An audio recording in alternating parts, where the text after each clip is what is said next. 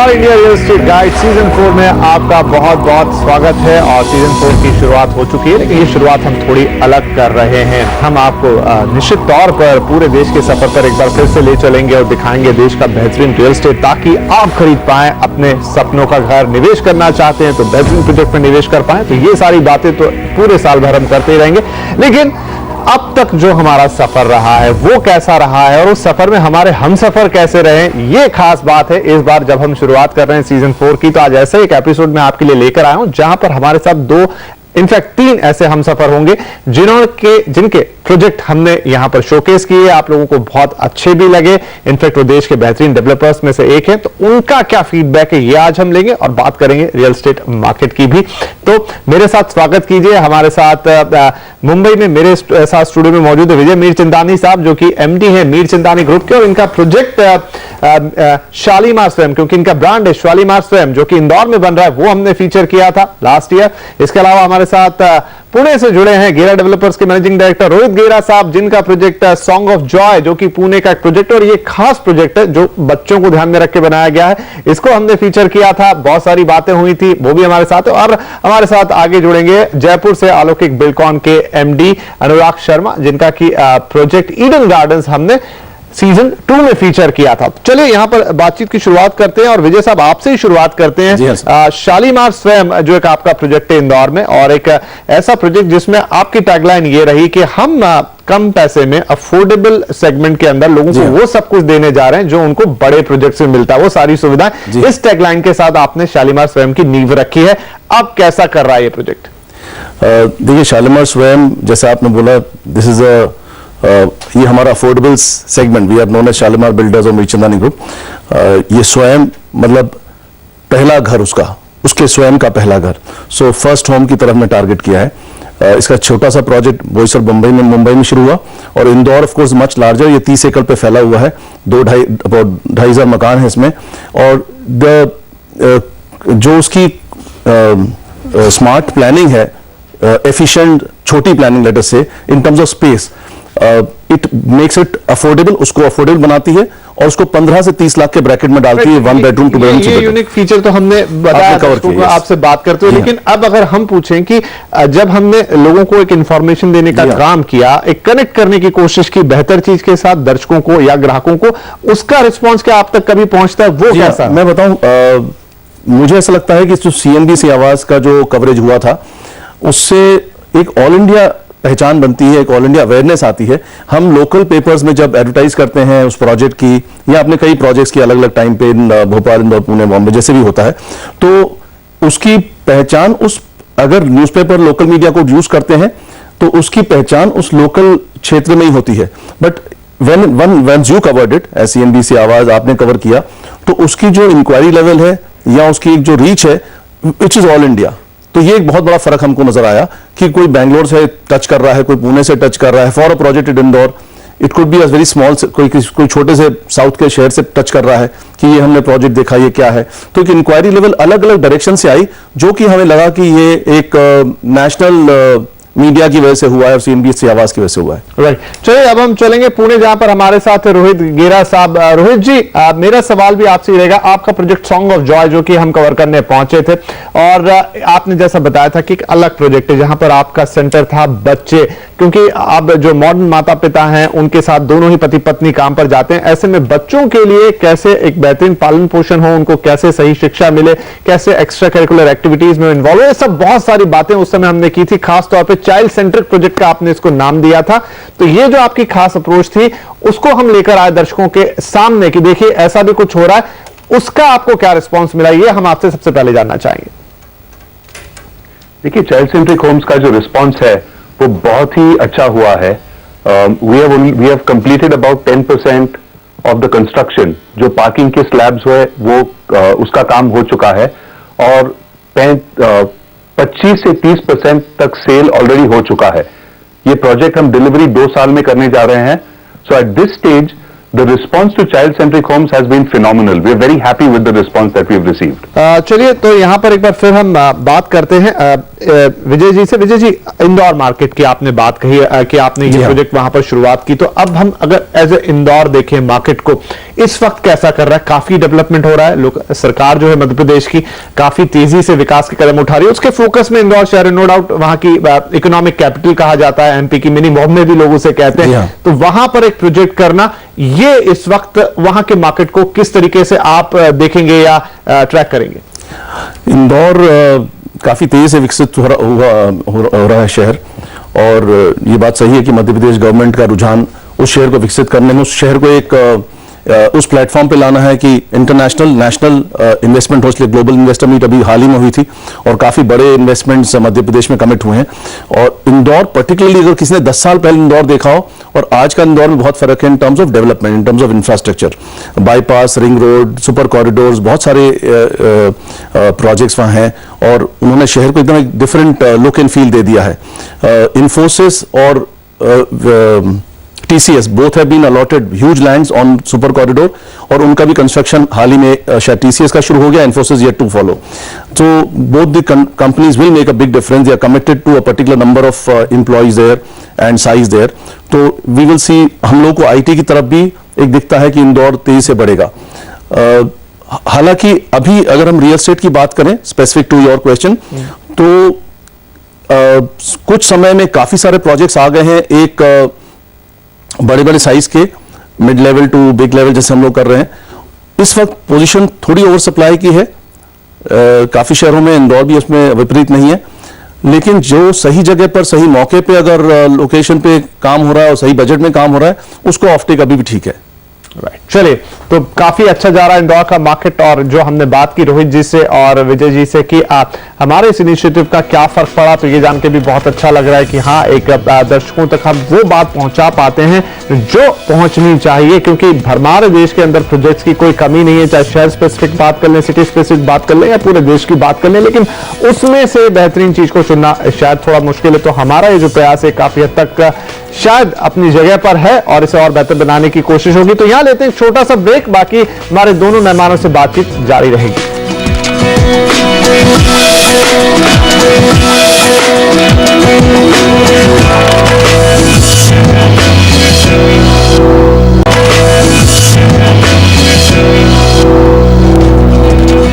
Welcome back, ये है India real estate guide और हम आ चुके हैं इसके सीजन 4 में। आज थोड़ी सी यादें ताज़ा कर रहे हैं, बात कर रहे हैं अपने पिछले सीजन्स की और क्या प्रोजेक्ट वहां पर फीचर हुए, और हमारी जो कोशिश है आप लोगों को बेहतरीन रियल एस्टेट से कनेक्ट करने की, उसमें हम किस हद तक कामयाब रहे। विजय मिर्चंदानी साहब और रोहित गेरा साहब हमारे साथ बने हुए हैं। रोहित जी, आपके पास आता हूं। पुणे की हम बात कर रहे थे, आपका project song of Joy Pune के अंदर, लेकिन अब फिलहाल अगर हम पुणे मार्केट को देखें, देश के सबसे एफिशिएंट मार्केट्स में से एक गिना जाता है, तो इस वक्त पुणे के क्या हालचाल है? अब जबकि हमने देखा है कि इकोनॉमी में थोड़ी सी टर्निंग हो रही है, थोड़े से सेंटिमेंट्स बेहतर हुए, इस वक्त मार्केट कैसा लग रहा है आपको? देखिए, पुणे में 2-3 महत्वपूर्ण ऑब्जर्वेशंस हैं। एक तो गए 2-2.5 साल में जो अनसोल्ड सप्लाई है वो ज्यादा बढ़ चुका है। So if you say that supply is up, तो ये जब सप्लाई बढ़ता है तो ग्राहकों के लिए अच्छी बात होती है, उनके लिए ऑप्शंस बहुत ज्यादा हो जाते हैं, अपॉर्चुनिटीज ज्यादा हो जाते हैं और प्राइस में फिर अप्रिसिएशन या इंक्रीज ज्यादा नहीं होता। So in that sense customer के लिए ये अच्छी बात है। The other observation that we have seen is that जो रेप्यूटेड डेवलपर्स हैं, उनकी जो सेल्स हैं वहां सेल्स ज्यादा अच्छा हो रहा है, वहां उनकी वेलोसिटी जो है ज्यादा अच्छा हो रहा है। और जो रिसेंटली जो पहले प्रोजेक्ट कर रहे हैं, जिन्हें जो फ्लाई बाय नाइट ऑपरेटर्स बहुत हैं, पुणे में वैसे बहुत फ्लाई बाय नाइट ऑपरेटर्स हैं, वहां थोड़ा मुश्किल हो रहा है। फिर अगर आप देखिए, जहां बजट अगर समझो 80 लाख से कम है, तो वहां सेल्स में कोई मुश्किल नहीं है। जहां 1.5 या 2 करोड़ से ज्यादा है, वहां थोड़े सेल्स स्लो हैं। अगर आप सेंटिमेंट की बात करें, सो ओवरऑल सेंटिमेंट जब अब तक तो पॉजिटिव हुआ है, लेकिन उसे डिमांड में कन्वर्ट करने थोड़ा समय लग रहा है और मेरे हिसाब से अगले 3-6 महीने में उसका इफेक्ट दिखना चाहिए। राइट, तो 3 से 6 महीने का इंतजार करना होगा, तब तक और भी चीजें बदलेंगी, उन पर हम आएंगे। लेकिन इस बीच हमारे साथ जयपुर से, राजस्थान की राजधानी से शामिल हो चुके हैं अलौकिक बिल्डकॉन के एमडी अनुराग शर्मा। अनुराग जी, बहुत स्वागत है आपका। और जैसे कि हम विजय जी से और रोहित जी से बात कर चुके हैं, ये प्रश्न ले चुके हैं, अब हम आपके पास आते हैं कि 3 साल का हमारा जो सफर रहा इंडिया रियल एस्टेट गाइड का, उसमें अब तक हमने कई अच्छे प्रोजेक्ट फीचर किए और एक कोशिश होती है हमारी कनेक्ट करने की दर्शकों को देश के बेहतरीन रियल एस्टेट के साथ। न सिर्फ उस शहर की बात करते हैं जहां जाते हैं, बल्कि पूरे देश को कनेक्ट करने का एक प्रयास होता है। तो आपके पास भी हम आए थे तकरीबन 2 साल पहले आपका प्रोजेक्ट ईडन गार्डन्स को लेकर। तो क्या हम आपसे यही पूछना चाहेंगे कि क्या हम उस अपने प्रयास में, जैसा मैंने कहा कि कोशिश होती है दर्शकों को बेहतरीन प्रोजेक्ट के साथ, बेहतरीन डेवलपर के साथ कनेक्ट करने की, उन्हें इंफॉर्मेशन देने की, सफल हो पाए? आपके पास क्या फीडबैक है?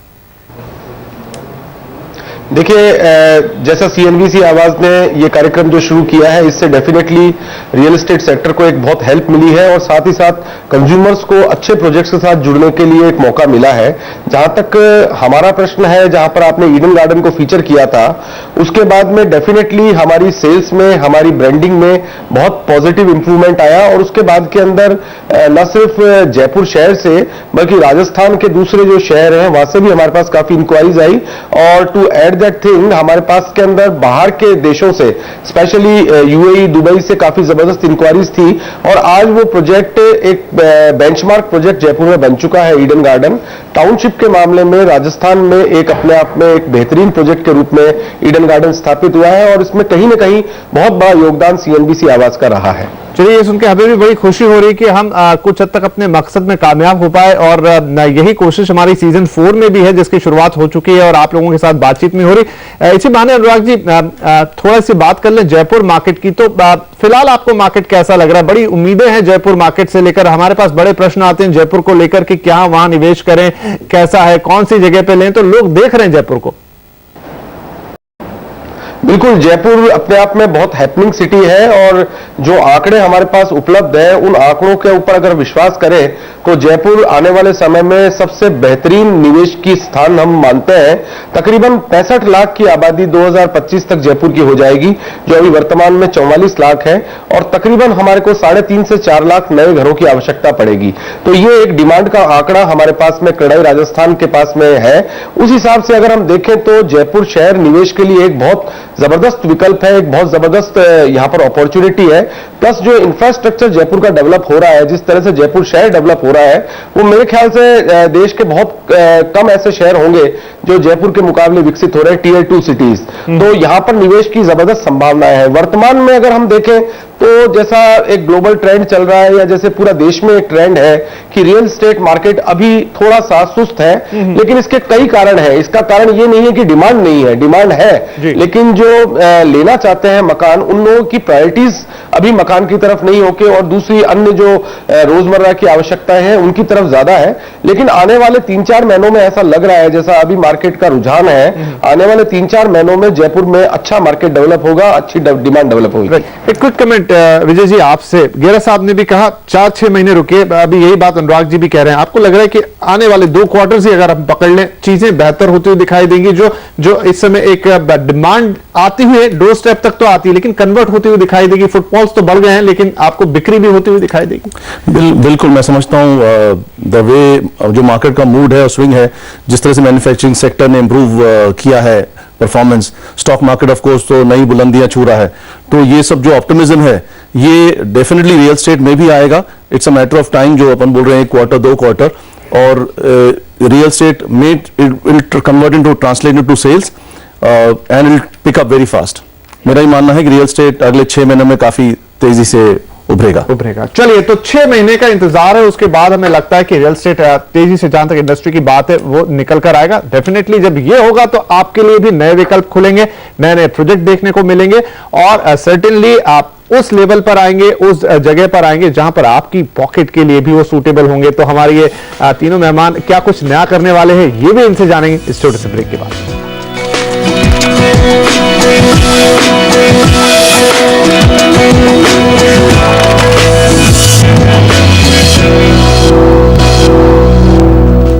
रोहित गेरा साहब पुणे से, अनुराग शर्मा जयपुर से, मेरे साथ यहां पर स्टूडियो में विजय मीरचंदानी, तीनों बने हुए हैं। आप तीनों का एक बार फिर से स्वागत है। गेरा साहब आपके पास आता हूं, हम ये जानना चाहेंगे कि आप क्या लेकर कुछ नया आ रहा है जिसे हम दर्शकों के सामने आगे लेकर जाएंगे। ऑफ कोर्स पूना में हम अगले 6 महीने में 3 नए प्रोजेक्ट्स का प्लानिंग कर रहे हैं। एक तो है जहां 1 and 2 बेडरूम अपार्टमेंट्स हैं, दूसरा एक है जहां 3 थोड़ा वो लग्जरी साइड पे 3 बेडरूम 2000 स्क्वायर फीट के आसपास है, और एक कमर्शियल प्रोजेक्ट हम 6 महीने में लॉन्च करेंगे पुणे में। गोवा में एक कमर्शियल डेवलपमेंट है और एक रेजिडेंशियल डेवलपमेंट है जहां स्टूडियो 1 बेडरूम और 2 बेडरूम के हम अपार्टमेंट्स ला रहे हैं। 6 से 12 महीने के बीच में we are looking at 2 new child centric projects that takes a slightly longer time to do the planning and to get the project design done. तो अगले 12 महीने में ये प्लान है फिलहाल। तो काफी कुछ है यहाँ पर रोहित जी की पाइपलाइन में जो लेकर आएंगे, और हमारी भी नजर इस पर रहेगी कि हम उसको इंडिया रियल एस्टेट गाइड में लेकर आए आपके लिए। विजय जी आपके पास आता हूँ, आपका भी काम काफी शहरों में फैला हुआ है, आप इंदौर में हैं, भोपाल में, मुंबई में, इनफेक्ट और भी शहरों में, तो आपकी प्लानिंग में क्या है? रिसेंट में 1-2 साल के अंदर आप क्या कुछ नया लॉन्च करने जा रहे हैं? अभी हाल ही में हमने भोपाल में एक प्रोजेक्ट काफी लग्जरी एंड पे लॉन्च किया, which is called Fortaleza, Shalimar Fortaleza, which is mainly featured on very high level security. So महंगा प्रोजेक्ट है लेकिन बहुत सिक्योर्ड लिविंग के ऊपर उसका एम्फेसिस है। इट जस्ट बीन लॉन्च, तो ये चलेगा 2-3 साल। उसके बाद हम मुंबई में एक खारगढ़ के पास विला प्रोजेक्ट ला रहे हैं, which is very unlike Mumbai, where first home bungalows कोई नहीं बना रहा। So we are looking at that market near Kharghar, and Pune we are looking at 2 projects. So ये प्रोजेक्ट्स अगले 6 महीनों में फ्लैग ऑफ होंगे। राइट, और एक बातचीत हमारी तब भी हुई थी जब हम इंदौर आए थे शालीमार स्वयं को लेकर, कि आप दहिसर में भी कोई एक ऐसा प्रोजेक्ट लेके आ रहे हैं जो on the line of Shalimar ही होगा, जिसमें अफोर्डेबिलिटी एक बड़ा क्राइटेरिया होगी। जी हाँ, at Dahisar just off after Checknaka we are bringing a Shalimar Swayam type of concept where affordability will be there. Yes, right. So that is of course is next 6 months. I missed that point. Good you remember, Vipin. मैं सिर्फ एक बात यहाँ cover करना चाहूंगा और दर्शकों के लिए भी कवर करना चाहूंगा कि CNBC की ये कोशिश जो है, काफी लोग समझते हैं कि हमने पहुंचे हैं, हम CNBC पास पहुंचे। मैं इस बात की तारीफ करूंगा कि आप लोग पहुंचे हैं, आप लोगों ने शॉर्टलिस्ट किया है, और इसमें कोई फाइनेंशियल कोई हमने कुछ दिया नहीं है। मैं समझता हूं where Rohit is concern Anurag will second my point कि this is just shortlisted by them.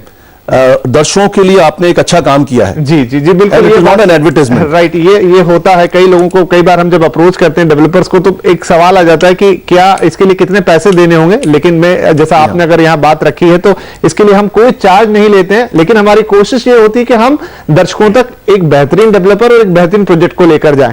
इसके लिए यहाँ पर कोई चार्जिंग नहीं है, ये कोई एडवर्टाइजमेंट नहीं है। थैंक यू ये पॉइंट यहाँ पर लेके आने के लिए विजय जी।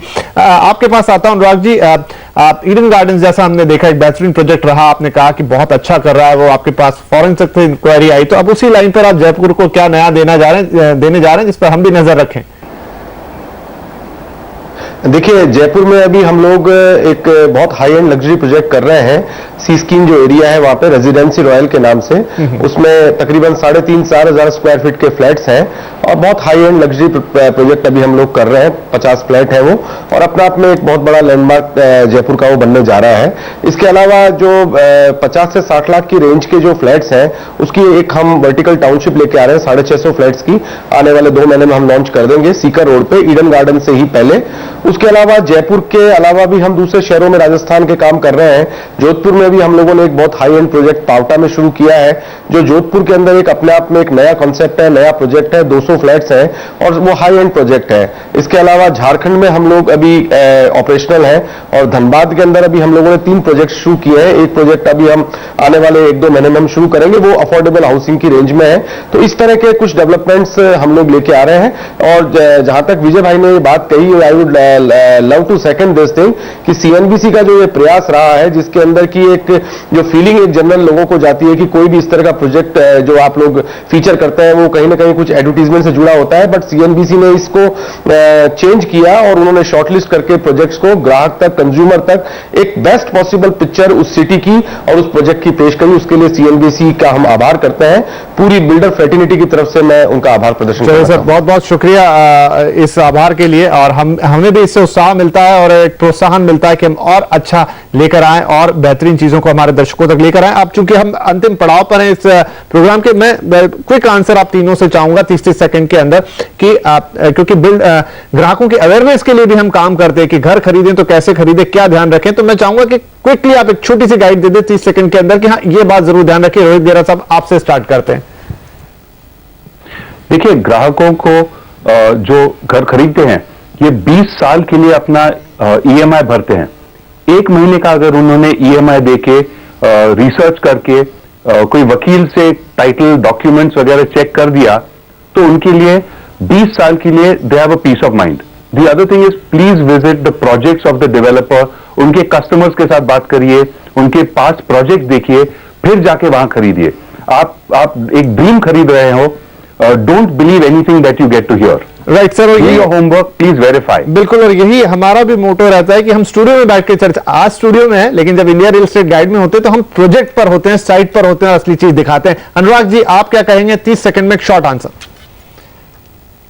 बिल्कुल, मैं इस बात से तायद करता हूं कि जो बिल्डर्स के क्रेडेंशियल्स हैं उनको बिल्कुल वेरीफाई करना चाहिए। प्रोजेक्ट की डिटेल्स के अंदर उसकी लीगल जो पोजीशन है उसको क्लियरली वेरीफाई करना चाहिए, और डेफिनेटली जो उस बिल्डर के पुराने कस्टमर्स रहे हैं उनके साथ एक बार इंटरेक्ट करना चाहिए। उसके बाद ही किसी भी चीज के अंदर निवेश करना चाहिए। आप अखबार में विज्ञापन देख के या कोई लुभावने उसके अंदर ऑफर्स होते हैं उनको देख के डेफिनेटली इन्वेस्ट नहीं करना चाहिए। और बिल्डर के क्रेडेंशियल सबसे इंपॉर्टेंट है, उसके पास प्रोजेक्ट्स बहुत इंपॉर्टेंट है कि उसका कितना एक्सपोजर रहा है और किस तरह की उसकी डिलीवरेंस रही है, ये बहुत इंपॉर्टेंट है। कस्टमर को इस पे जरूर एक बार रिसर्च करनी चाहिए। आपका काम ही आपके लिए आपका एडवर्टाइजमेंट बनता है। विजय जी आपकी क्या सलाह होगी दर्शकों को? I am very happy with that. जो रोहित कह रहे हैं, जो अनुराग कह रहे हैं, बिल्कुल उसी लाइन पे मैं भी कहूंगा कि past track record of the developer is very important. और ये चेक करने के लिए कोई रॉकेट साइंस नहीं है, पास्ट ट्रैक रिकॉर्ड चेक करना, उसके पुराने प्रोजेक्ट समझना। इवन HDFC, ICICI इस तरह के जो होम बॉडीज हैं वहां भी जाके कस्टमर समझ सकता है कि इनकी पास डिलीवरी क्या रही है, कितने लोगों को इन्होंने टाइम पे दिया, नहीं दिया, बराबर क्लोजर हो गया कि नहीं हो गया। So that is very not so difficult to find out. तो ये वो बात है जो दर्शकों को ध्यान में रखनी चाहिए, ग्राहकों को ध्यान में रखनी चाहिए, और जैसी सलाह आ रही है उसी से आप पता लगा सकते हैं कि जो हमारा सिलेक्शन होता है डेवलपर्स को लेकर, प्रोजेक्ट्स को लेकर, उसमें हम कितना ध्यान रखते हैं। क्योंकि एक ही जैसी बात कह रहे हैं कि आप पास्ट रिकॉर्ड को देखिए, क्रेडेंशियल्स को देखिए, कोई यहां पर गिमिक की बात नहीं कर रहा है। तो आप तीनों का ही बहुत बहुत शुक्रिया हमारे साथ इस कार्यक्रम में शामिल होने के लिए, और एक और बड़ा शुक्रिया हमारे साथ हमारे इंडिया रियल एस्टेट गाइड के इस 3 साल के सफर में हम सफर बनने के लिए। आगे भी हमारा सफर आपके साथ जारी रहेगा, इसी उम्मीद के साथ मैं आप सबका धन्यवाद करता हूं। नमस्कार।